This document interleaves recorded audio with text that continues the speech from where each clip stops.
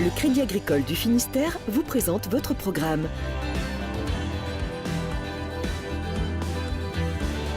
Avec le Crédit Agricole, cap sur les événements de l'été en Finistère.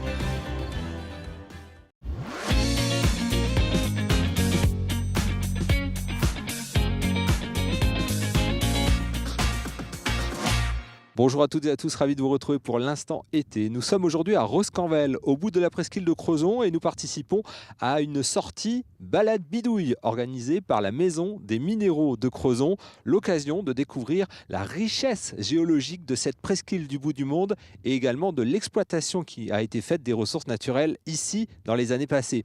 Mais pour le moment, c'est l'occasion de découvrir l'actu du jour avec les équipes de TBO, TB Sud et le Télégramme.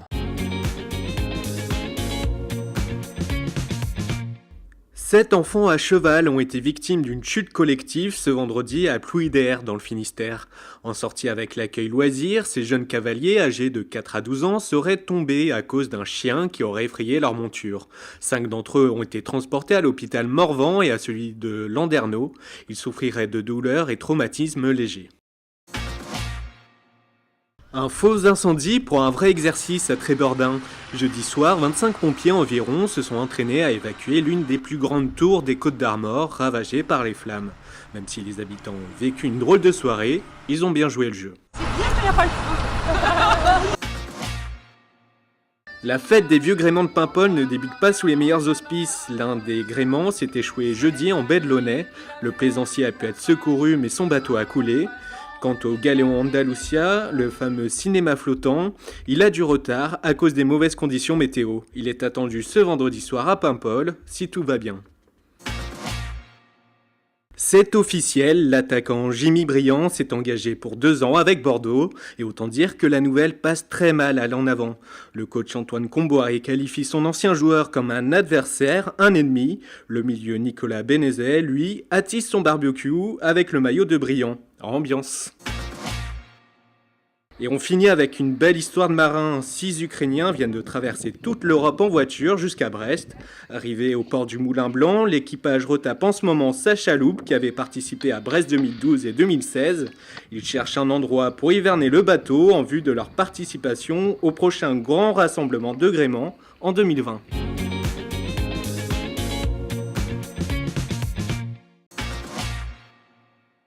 Voici ce que les habitants de Quiberon découvraient le 9 juillet dernier, après une importante explosion au gaz. Depuis, la ville a pansé ses plaies. Comme Stéphane, le propriétaire de la maison de la presse dans la ville morbihannaise, a pu reprendre son activité au bout de 3 semaines. Nos clients sont contents de nous retrouver, nous aussi. Donc ça se passe pas trop mal. La tension nerveuse commence à descendre, parce que c'était quand même relativement dur. On a beaucoup souffert psychologiquement. On a une cellule de crise qui s'est mise en place par la mairie. Ça nous a fait du bien à tout le monde. Tous les moyens ont été mis en œuvre pour que le centre-ville soit remis à pied. Il y a eu un formidable élan de solidarité et la population s'y est mise et tous les professionnels s'y sont mis et la commune voisine s'y est mise. En l'espace de 4 jours, eh bien, ça y est, la rue était propre, les magasins, en tout cas les vitrines des magasins avaient été remplacées et les magasins étaient ouverts. À ce jour, sur les 50 ou 60 magasins qu'il y a dans le secteur, on a 3 magasins qui n'ont pas encore réouvert. Pour certains, la réouverture a été très rapide. Malgré sa marchandise brûlée, ses vitrines cassées et son store abîmé, Marie-Christine était la première commerçante de la rue à réouvrir. Monsieur le maire m'a demandé de réouvrir 3 jours après, donc j'ai fait mon possible pour réouvrir. J'ai ramené du stock de chez moi et j'ai racheté de la marchandise pour essayer de réouvrir au plus vite, pour refaire vivre le bourg avec les autres commerces. Il y a des animations que le maire a organisé et tout, donc le bourg revit bien. Et le bourg peut aussi compter sur les touristes qui sont bien au rendez-vous en ce début du mois d'août. Il y a énormément de monde. Manifestement, il y a des gens qui ne sont pas partis en juillet, qui sont partis en août, Quiberon, comme les autres stations du littoral d'ailleurs, et plein comme un œuf. De quoi redonner, on l'espère, un peu de baume au cœur aux sinistrés quiberonnais du mois de juillet.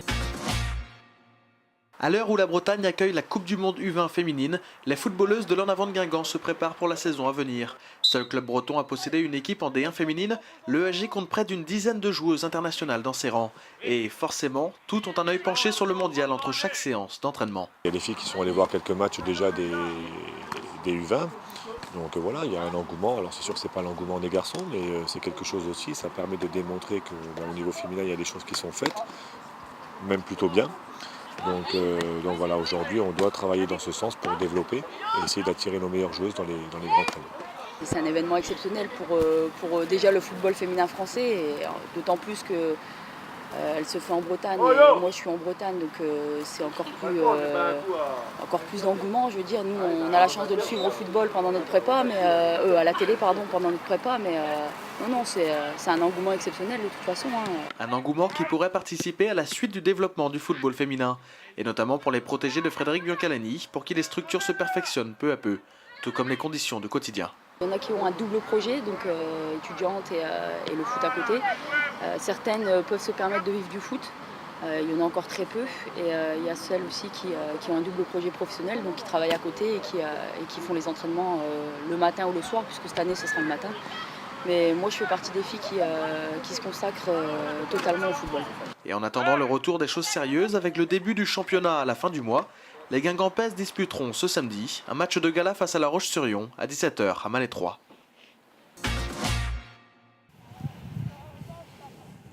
C'est pas dangereux. Si tu respectes bien les consignes. Tu dois souffler là-dedans et pas inspirer, donc pas avaler, d'accord? Alors c'est pendant 5 minutes. Hein. Enfin moi j'ai un indice, c'est quand tu commences à avoir la couleur à peu près de l'herbe, qu'on arrête. Alors notre jeune professeur, en fait, en respirant, émet un gaz qui est le CO2, le dioxyde de carbone. Et le dioxyde de carbone vient réagir avec l'eau de chaux qui se trouble. Voilà, retour au bout de la Terre en compagnie d'Armel. Bonjour. Bonjour. On est ici sur le site de Roscanvel et on vient d'assister à un cours de sciences en pleine nature. C'est les balades bidouilles. Est-ce qu'on peut expliquer le concept, le principe de ces balades bidouilles ? Alors, le concept des balades bidouilles, c'est de faire en fait une sorte de laboratoire mais en plein air. Donc on profite d'être dehors pour aller voir les objets géologiques et ensuite on met en place des expériences avec le public, donc les parents, les enfants, et de manière à essayer de comprendre ce que l'on observe. Dans cette séance, on voit sortir des planches, des ardoises avec des formules chimiques. Il y en a qui vont se dire « Ah non, surtout pas !» Et on passe 2 heures tranquille à écouter et à comprendre. On joue, c'est une sorte d'élastique, on essaie de faire peur parce que généralement les cours de chimie, c'est comme les cours de géologie en 5e ou en 4e, généralement on n'a pas forcément un joyeux souvenir. Donc là, volontairement, on les remet ces formules-là, donc sur des ardoises, sur un autre support, et on explique vraiment c'est quoi en fait une transformation chimique là. Et ils le voient en temps réel, il y a de l'échange qui se fait, donc on comprend pourquoi on fait ces expériences. Puis derrière nous, il y a ce four à chaud. Et c'est le principe justement de cette sortie aujourd'hui. On aborde aussi l'histoire de l'activité ici, du patrimoine industriel. L'idée c'était de parler à la fois de géologie. On a commencé par ça, on a un peu décrit les roches que l'on observe ici. Donc on s'est aperçu qu'il y avait des calcaires. Et ensuite on a parlé de ce passé industriel aux alentours de 1860 où ces fours à chaux étaient en fonctionnement. Et cette chose servait à faire les remparts qu'on voit juste au-dessus. Et les remparts, les constructions, les fortifications que l'on voit en presqu'île de Crozon. Donc pour la défense bien sûr stratégique de Brest, du port de Brest, ont utilisé de la chaux effectivement comme mortier pour sceller les différentes pierres. Alors Armel, aujourd'hui on préfère plutôt le béton pour les fortifications, mais le principe de la chaux, ça permet aussi d'aborder une autre question, c'est la question du cycle du carbone aussi. C'est un peu ça les balades bidouilles, c'est on part du local et souvent, moi, ce que j'aime bien faire, c'est d'amener à des problématiques globales.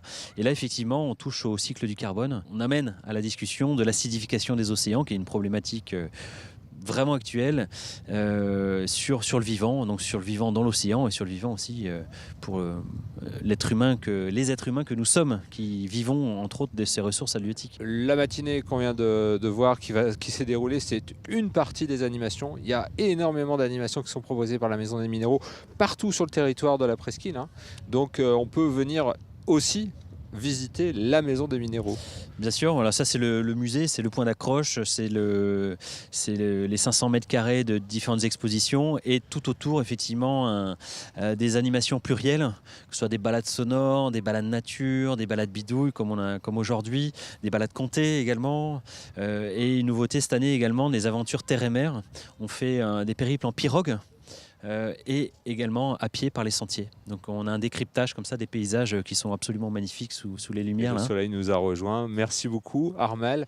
Donc vraiment la Maison des Minéraux à Crozon, un lieu ressource pour pouvoir découvrir ce territoire qui est magnifique. Pour notre part, on se retrouve lundi pour un nouvel Instant Été. Je vous souhaite un très bon week-end et une bonne soirée.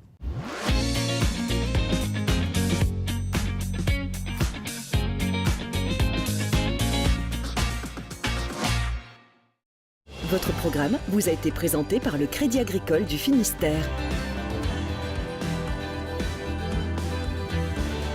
Avec le Crédit Agricole, cap sur les événements de l'été en Finistère.